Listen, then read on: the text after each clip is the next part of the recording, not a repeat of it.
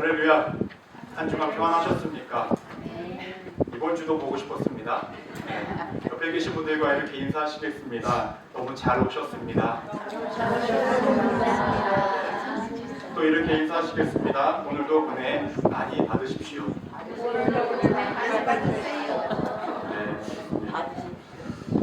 은혜는 갈망하는 자들에게 주어집니다. 믿으십니까? 은혜는 갈급해하는 자들에게 임합니다. 믿으십니까? 그렇다고 한다면 이 시간 간절하게 주님 바라보시길 바랍니다. 갈급하게 주님 앞에 나아가시길 바랍니다. 그런 분들에게는 오늘 하나님께서 넉넉히 후히 가득 은혜를 주시리라 믿습니다. 아멘. 예. 항상 이 시간에 뭘 먼저 하죠? 지난주 말씀을 리뷰를 합니다. 혹시 말씀 기억하시나요? 지난주 야고보서 2장 14절에서 26절까지의 본문을 근거로 증명되어야 하는 믿음이라는 제목으로 함께 은혜를 나눴죠. 야고보라는 사람은 바울과는 다른 것들을 권면하고 있었습니다. 무엇을 권면했습니까? 행함이 없는 믿음은 죽은 믿음이다. 그 믿음을 증명해야 한다라고 이야기합니다. 사실 이 같은 권면은 바울이 이야기했던 권면과는 너무나 다른 상반된 권면이었다는 거죠. 왜냐하면 바울의 입장에서는 믿음으로 구원을 받는다고 이야기했었는데 야고보는 행함으로 구원을 받는다라는 뉘앙스로 이야기를 하기 때문에 사람들 가운데 혼돈이 분명히 생길 수 있는 상황이었습니다. 하지만 야고보가 이렇게 이야기하는 이유가 무엇이었을까요? 간단합니다. 바울이 믿음으로 구원을 받는다라고 이야기를 하니까 사람들이 나는 하나님을 믿습니다, 예수 그리스도를 믿습니다 라는 명목하에 그들의 삶이 마음대로 죄악 가운데 살아가는 모습을 너무나 많이 보았다라는 것이죠. 때문에 야고보가 하는 말은 무엇이냐면 너희가 정말로 믿는다라고 한다면 너네가 믿음을 행함으로 증명해야 한다라고 이야기하고 있다는 것입니다. 그때 우리가 함께 나눈 말씀이 있었습니다. 그것은 무엇이냐면 믿음은 사람마다 다르게 증명하여야 한다는 것입니다.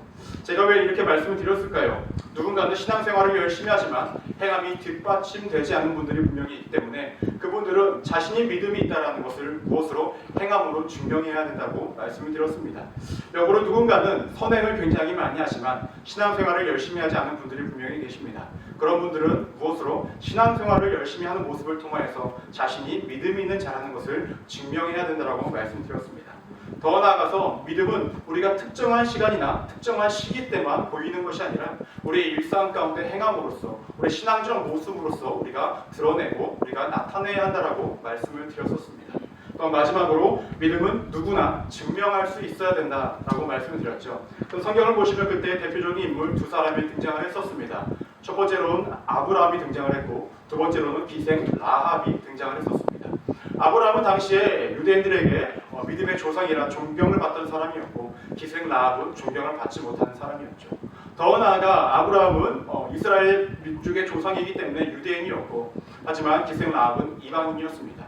즉 이방인이나 유대인이나 누구에게 존경을 받는 자나 존경을 받지 않는 자나 그 누구도 관계없이 믿음이 있다고 한다면 그 누구나 일상생활 가운데서 믿음을 증명해야 된다라고 이렇게 말씀을 나눴었습니다. 그렇게 나는 한 번도 들은 적이 없다라는 표정으로 저를 바라보시며 제 마음이 어떻게 했습니까?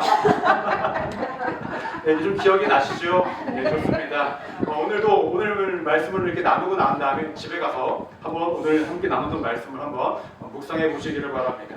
오늘은 야고보서 3장 1절에서 12절까지의 말씀을 근거로 무엇을 담고 무엇을 말하시겠습니까? 라는 제목으로 함께 은혜를 나누고자 합니다. 말씀 제목 한번 따라해 보시겠습니다. 무엇을 담고 무엇을 말하시겠습니까? 우리가 야고보서의 전체의 어떤 그 성경을 읽어 나갈 때에 가장 기억에 남는 본문을 두 개를 뽑으라면 우리가 지난주에 함께 나눴던 말씀이 첫 번째일 거예요. 행함이 없는 믿음은 죽은 믿음이다. 왜 그럴까요? 목사님들이 설교를 많이 하니까 그러겠죠. 왜 많이 하셨을까요? 그만큼 우리가 신앙생활을 할 때에 행함으로써 우리의 믿음을 증명하는 삶이 잘 되지 않기 때문에 그러한 것 같습니다. 또 한 가지를 뽑으라면 오늘 우리가 함께 나눌 말씀입니다. 우리의 입을 잘 제어해야 된다. 우리의 혀를 잘 관리해야 된다. 이 말씀이 동일하게 우리에게 가장 익숙하고 잘 알려진 말씀입니다. 왜 그럴까요? 그것이 또 쉽지 않기 때문에 그러합니다. 오늘 말씀을 통하여서 우리는 앞으로 인생을 살아갈 때에 말을 어떻게 하고 무엇을 말해야 하는지에 대해서 함께 나누고자 합니다. 그래서 우리가 첫 번째로 기억하셔야 될 것이 있습니다. 그것이 무엇이냐면요, 말하기를 즐겨하지 말아야 합니다. 따라해볼까요? 말하기를 즐겨하지 말아야 합니다.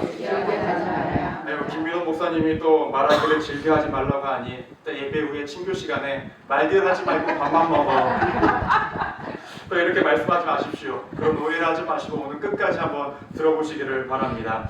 지난번에 저희가 함께 나눈 말씀이 있었습니다. 그것은 무엇이냐면요, 야고보서 1장 19절 말씀입니다. 이 말씀에서 이렇게 이야기합니다. 내 사랑하는 형제들아, 너희가 알지니 사람마다 듣기는 속히 하고 말하기는 더디하며 성내기도 더디하라라고 얘기합니다. 기억나십니까? 여기서 뭐라고 얘기합니까? 말하기를 더디하라라고 이야기합니다. 오늘 말씀에서도 유사하게 이야기를 하고 있습니다. 1절 말씀을 보시면 내 형제들아, 너희는 선생된 우리가 더 큰 심판을 받을 줄 알고 선생이 많이 되지 말라라고 이야기합니다. 여러분, 선생이라는 사람은 뭐 하는 사람입니까?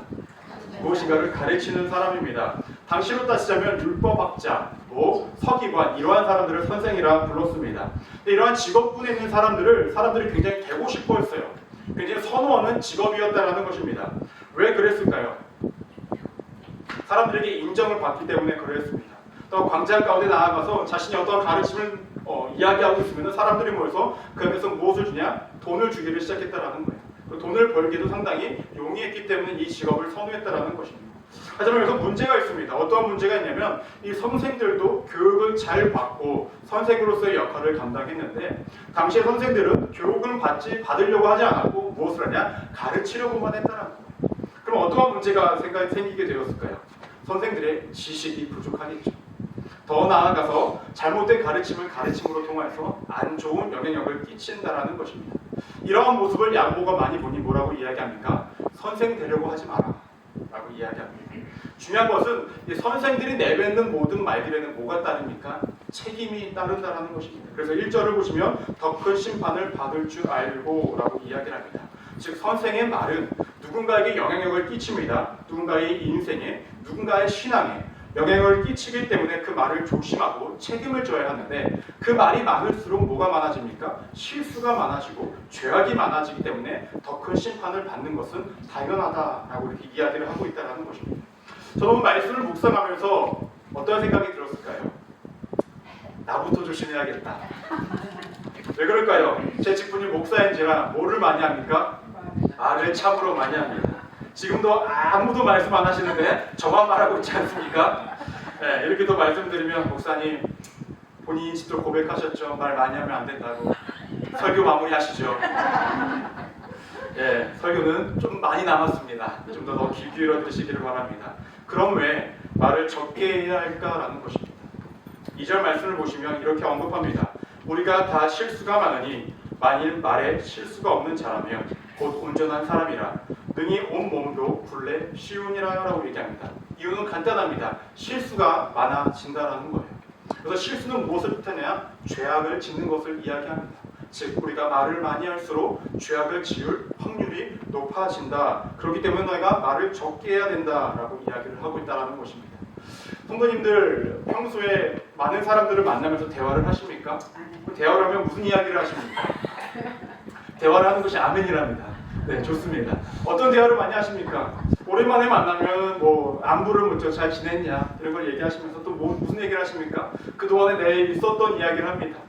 내 이야기를 하다 보면 뭐가 되죠?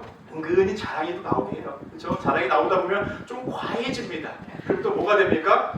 내 마음에 우월감이 살짝 생겨. 난 이런 일도 있었어. 이것도 샀어. 난 내 자녀는 모두 됐어. 상대적인 우월감이 생기기 시작합니다. 또 본의 아니게 마음에 조금 교만이 들기도 시작을 해요.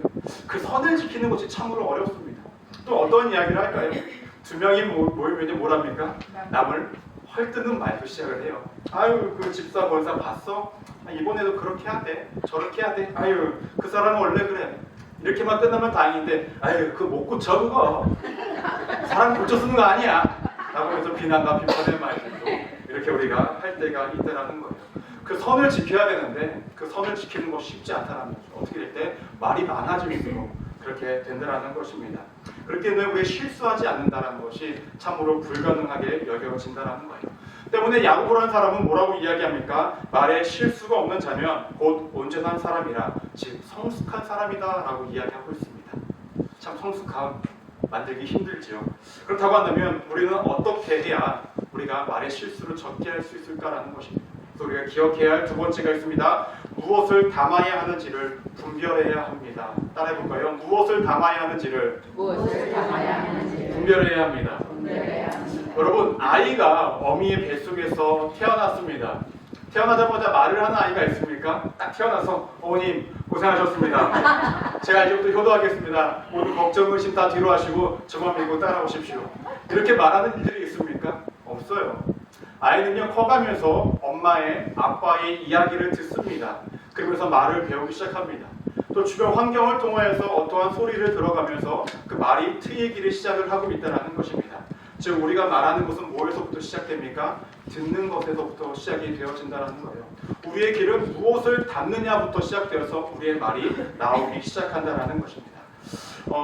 우리 성도님들은 학창 시절 때 기억이 안 나실 수 있지만 학창 시절 때 어떠한 삶을 살아가셨습니까? 저 미국 학생들은 모르겠어요. 근데 한국의 이제 중고등학생들은 입에 욕을 달고 삽니다. 예를 들어서 한 문장을 이야기할 때 욕이 빠지지 않아요. 더 나아가 비속어가 빠지지 않습니다. 제 학창 시절 때 저는 어떠했을까요? 차라리 침묵하길 원했는데 너라고 크게 다르겠냐? 맞습니다. 저도 크게 다르지 않았어요. 저도 말을 할 때에 비속어가 항상 있었고 욕도 함께 섞여 있었다는 거예요. 왜냐? 친구들이 다 그렇게 이야기하니까 저도 그렇게 이야기하는 것이 크게 이상하게 여겨지지 않았다는 것입니다. 그런데 제가 이제 고등학교를 마치고 이제 대학교에 가서 신학교에 들어갔습니다. 근데 신학교에서도 아무런 꺼리낌 없이 말 속에 욕이 배어져 있었고 비속어도 섞여져 있었다는 거예요. 근데 그렇게 이야기를 하는데 갑자기 분위기가 싸해지는 거예요. 왜? 저만 그런 말을 쓰는 거예요. 다른 신학생 동기들은 너무나 말을 이쁘고 곱고 아름답게 쓰는데 저만 야, 이렇게 하고 있는 거예요. 그러니까 분위기가 싸해집니다. 제가 어땠을까요, 마음이? 뭔가가 잘못되었다라는 것을 느끼기 시작합니다. 자연스럽게 그 친구들과 함께 동기들과 지내다 보니까 저도 그런 비속어 말들이, 욕들이 점점 줄어들기를 시작하고 있다는 겁니다. 즉 그들과 함께 지내면서 그들의 이야기를 듣고 그들과 대화 가운데서 제 입이 변화해지기를 시작하고 있었다는 것입니다. 제가 드리고 싶은 말씀은 간단합니다. 우리가 귀에 무엇을 담느냐에 따라서 우리의 입에서 무엇이 나오느냐가 달려져 있다는 것입니다. 여러분, 인류의 최초의 죄를 누가 지었을까요? 아담과 하와가 지었습니다. 이들이 죄를 짓게 된 이유가 무엇일까요? 뱀의 유혹 때문에 이러한 죄를 지었죠. 그런데 창세기 3장 1절 말씀을 함께 읽어볼까요? 제가 먼저 읽도록 하겠습니다. 그런데 뱀은 여호와 하나님이 지으신 들짐승 중에 간교하니라. 뱀이 여자에게 물어 이르되 하나님이 참으로 너희에게 동산나무 나무의 열매를 먹지 말라 하시더니 라고 하고 그 다음 뭐라고 얘기합니까? 4절과 5절 말씀을 보시면 우리 함께 읽어보도록 하겠습니다. 시작! 뱀이 여자에게 이르되 너희가 결코 죽지 아니하리라. 너희가 그것을 먹는 날에는 너희 눈이 밝아져 하나님과 같이 되어 선악을 알 줄 하나님이 아시니라 라고 얘기합니다. 뱀이 뭐라고 이야기를 합니까? 너네가 하나님처럼 될 거야 라고 이야기를 합니다. 더 나아가서 너네 눈이 밝아질 거야 라고 얘기합니다. 아담과 하와가 무엇을 들었습니까? 이 뱀의 말을 들었습니다. 그리고 하와가 아담에게 가서 이 말을 전하기를 시작합니다. 그리고 그들은 어떻게 합니까? 하나님 먹지 말라고 했던 선과 악을 알게 하는 나무의 열매를 먹었다라는 것입니다. 때문에 듣는 것은 너무나 중요합니다. 우리의 귀에 무엇을 담느냐가 너무나 중요하다라는 것입니다. 그렇다고 한다면 우리 성도님들은 현재 귀에 무엇을 담고 살아가고 계시는가라는 것입니다. 무엇을 귀에 담고 지내고 계시는가라는 것입니다. 우리가 세상의 말에 귀를 기울인다고 한다면 우리의 입술에는 세상의 관점으로 모든 말들이 나올 것입니다. 비난과 비판의 말을 우리가 귀를 담고 있다고 한다면 우리의 입술에는 비난과 비판의 말들이 나올 것입니다. 우리가 하나님의 말씀에 귀를 기울이고 있다고 한다면 우리의 입술에는 하나님의 말씀이 선포되어질 것입니다. 내가 사랑의 말에 귀를 기울이고 있다고 한다면 내 입술에도 내 행동에도 사람의 말과 행동이 드러날 수밖에 없다는 것입니다. 그런데 목사님, 어떻게 세상을 살아가면서 세상의 소리를 안 들을 수 있겠습니까? 맞습니다. 저는 세상의 소리를 듣지 말아라 라고 말씀드리는 것이 아닙니다. 세상의 소리를 듣되 그것을 귀에 담지 말라는 것입니다. 우리가 그것을 듣게 되고 담게 되면 우리의 입술은 세상의 관점의 말이 나올 것이고 비난과 비판의 말들만 가득할 것이기 때문에 그러합니다. 때문에 중요한 것은 무엇이냐? 믿음의 공동체 안에 속하여지는 것이 너무나 중요합니다. 우리가 함께 친교를 나누고 예배를 드림으로 통하여서 우리 입술은 무엇을 합니까? 찬양을 합니다. 기도를 합니다. 무엇을 듣습니까? 찬양을 듣습니다. 기도를 듣습니다. 또한 설교를 통하여서 말씀을 듣게 됩니다. 그럼 자연스레 우리의 입술도 찬양이 나옵니다. 기도가 나옵니다. 하나님을 향한 경외하심이, 높임이 우리 입술로 나올 수밖에 없다라는 것입니다. 때문에 무엇을 들을지를 여러분들이 잘 판단하시길 바랍니다. 무엇을 담을지를 결정하시길 바랍니다. 부디 세상의 것들이 아니라 죄악의 것들이 아니라 하나님의 말씀과 우리의 공동체 안에 있는 하나님을 향한 우리의 그 마음들을 귀에 담아 입술로 선포하시는 우리 성도님들 되시기를 주님의 이름으로 축원합니다. 그렇다고 한다면 이렇게 하는 것이 쉬운가라는 거예요. 쉽냐? 쉬웠으면 젠지겠겠죠. 말씀 3절에서 5절 말씀을 보시면 뭐라고 얘기하냐면요, 우리의 혀를 제갈과 키와 작은 불에 비유합니다. 왜 이 같은 비유를 했을까요? 큰 말을 제어할 때는 말의 입에 제갈을 불리고 그 제갈을 통해서 어떻게 되죠? 땡김으로 통해서 큰 말을 제어합니다.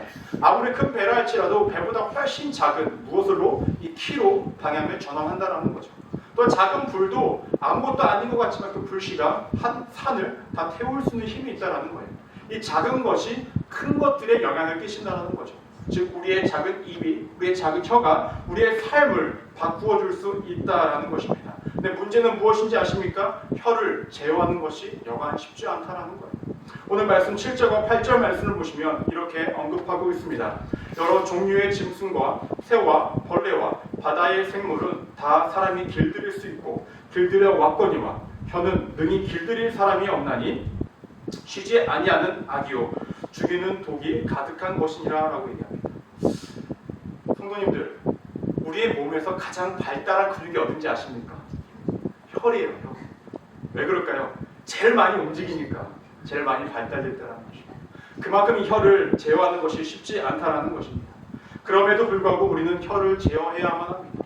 왜 제어해야 할까요? 우리가 무엇을 말함에 따라 그 결과가 너무나 달라지기 때문에 그렇습니다. 때문에 우리가 세 번째로 기억하셔야 될 것이 있습니다. 그것은 무엇이냐면요, 무엇을 말해야 하는지를 분별해야 한다는 거예요. 한번 따라해 보시겠습니다. 무엇을 말해야 하는지를 분별해야 합니다. 우리 성도님들은 내가 가진 입술이, 내가 가진 이 혀가 권능이 있다고 믿으십니까? 힘이 있다는 것을 알고 계시는가라는 거예요. 창세기 1장 3절 말씀을 보시면 이렇게 언급하고 있습니다. 하나님이 이르시되 빛이 있으라 하시니 빛이 있었고, 무슨 말입니까? 하나님이 말씀으로 세상을 창조하시기 시작하십니다. 그리고 잠언 19장 21절 말씀을 보시면 이렇게 언급하고 있습니다. 죽고 사는 것이 혀의 힘에 달렸나니 혀는 쓰기 좋아하는 자의 혀의 열매를 먹느니라 라고 얘기합니다. 죽고 사는 것이 우리의 혀에 달려있다라고 얘기합니다.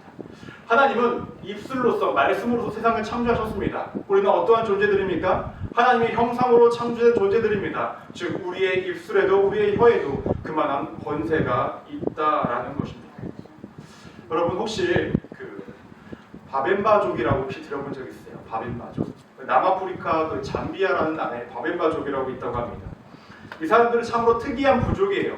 어떠한 부족이냐면 어떠한 사람이 그 안에서 범죄를 저질렀을 때 심판을 어떻게 하는지 아십니까? 어떤 사람이 죄를 저지르면요, 그 사람을 그 마을의 광장 한복판에 세워둔다고 합니다. 그리고 모든 사람들이 이를 다 제쳐두고요, 함께 모여서 그 사람을 가운데 세워놓고 둥그렇게 둘러선다고 합니다. 그리고 뭐를 하는지 아십니까? 한 사람씩 나와서 그 사람을 안아주며 이렇게 얘기합니다. 너는 그런 사람이 아니야. 너는 전에 나를 도와줬던 사람이야. 저는 우리 집에 비를 샜을 때 그것을 막아준 사람이 너였어.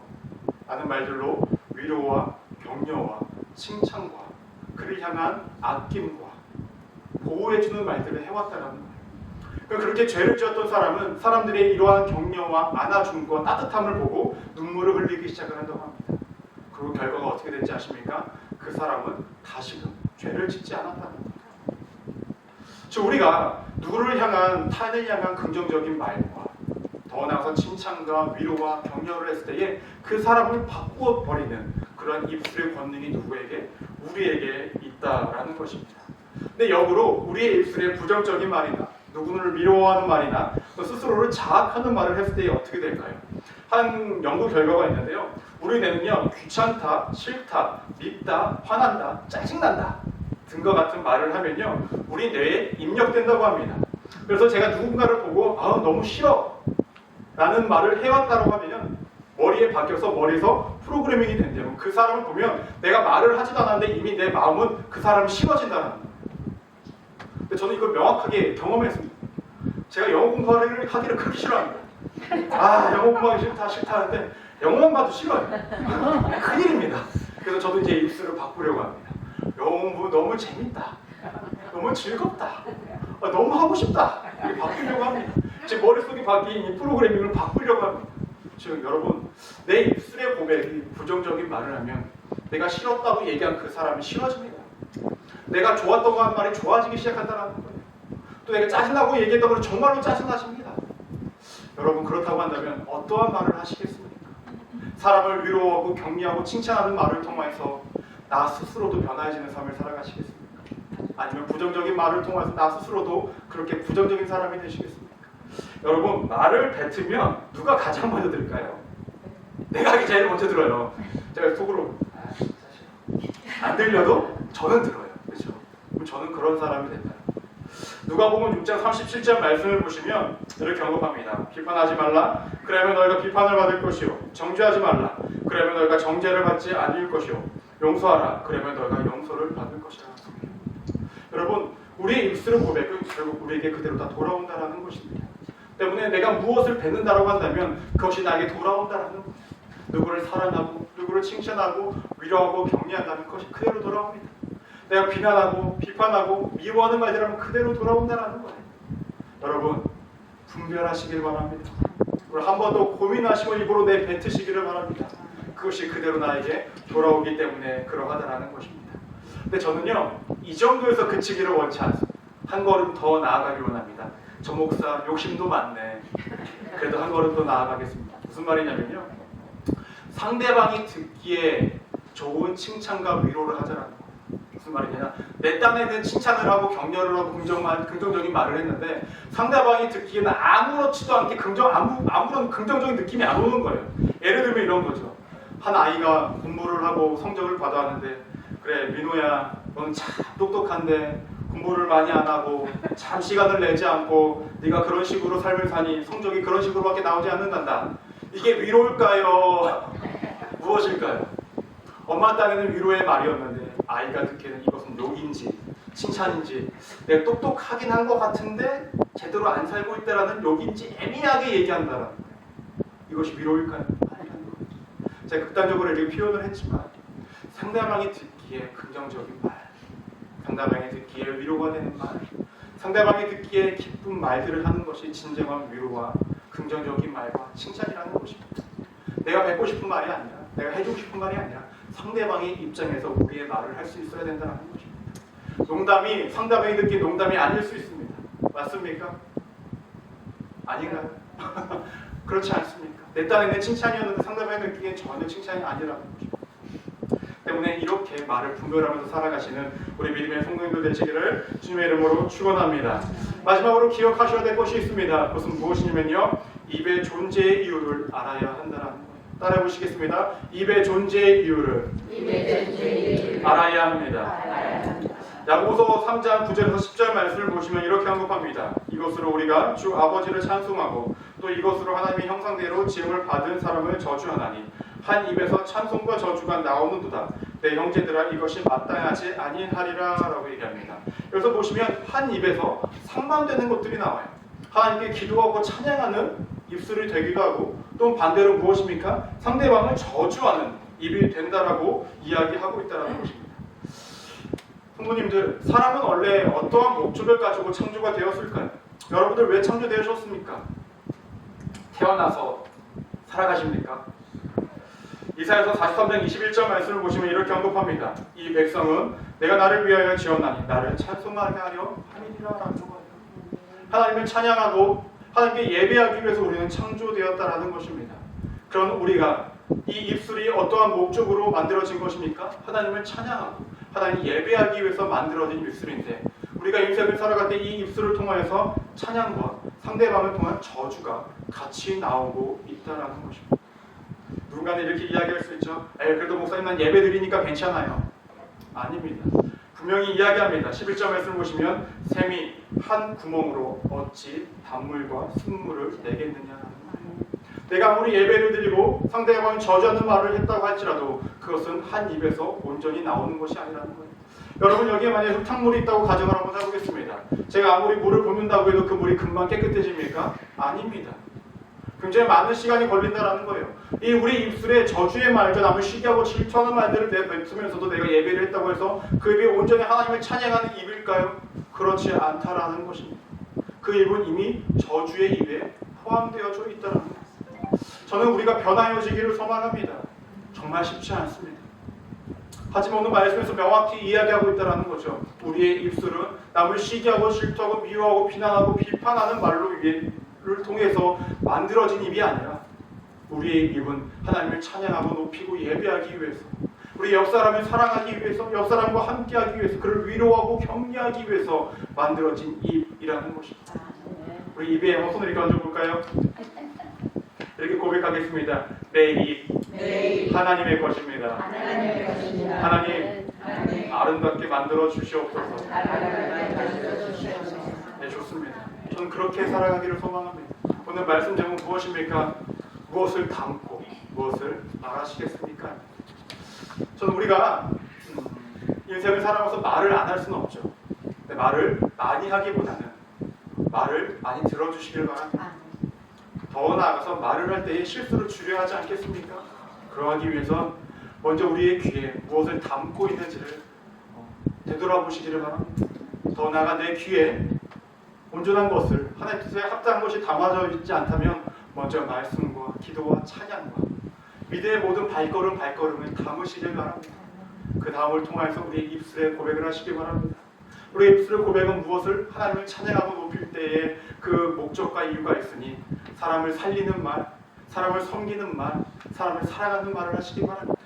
이제는 우리 순복음 소망의 교회 안에는 서로를 비난하고 비판하고 시기하고 질투하고 헐뜯는 말은 더 이상 존재하지 않고 어떻게든 사랑하는 말, 어떻게든 이해하는 말, 어떻게든 섬기는 말, 어떻게든 안아주는 말들만 채워지기를 소망합니다. 그렇다면 이곳이 정말로 하나님이 원하셨던 그 교회가 될 것이고 이곳이 이 땅 가운데 이루어지는 하나님의 나라가 되지 않겠습니까? 그렇게 하나님의 나라 안에서 살아가시는 우리 믿음의 성도들 되시기를 주님의 이름으로 축원합니다. 기도하시겠습니다.